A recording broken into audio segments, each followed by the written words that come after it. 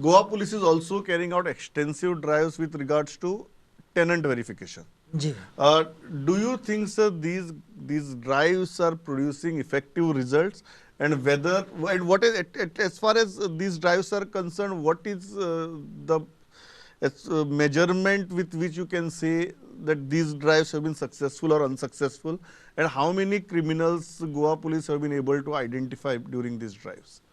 Tenant verification drive जो है उसको गोवा पुलिस काफ़ी सीरियसली लेती है, क्योंकि बड़े तादाद में जो गोवा से बाहर के लोग एज वर्क फोर्स के तौर पे यहाँ आके रहते हैं, तो उसमें से इस बात की संभावना हो सकती है कि उसमें क्रिमिनल एलिमेंट भी आ जाए। तो इस मकसद से इस ड्राइव को चलाया जाता है। जैसे इस साल लगभग 2 लाख लोगों का हम लोगों ने वेरिफिकेशन किया है 2025 के अंदर में।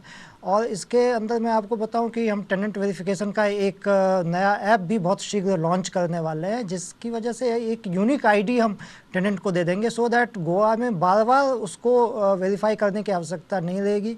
वो जब भी अपना रेजिडेंस चेंज करेगा तो उस यूनिक आईडी की मदद से ही उसकी वेरिफिकेशन की जा सकेगी, और ये ऑटोमेटेड भी हो जाएगा और थोड़ा सा फास्ट भी हो जाएगा, क्योंकि हमारे डेटाबेस में भी हम इस ऐप को एक्सेस देंगे, क्रिमिनल डेटाबेस में। तो ये और भी मजबूत हमारा जो वेरिफिकेशन सिस्टम है वो होने वाला है। बहुत जल्दी इसकी हम लॉन्चिंग करने वाले हैं।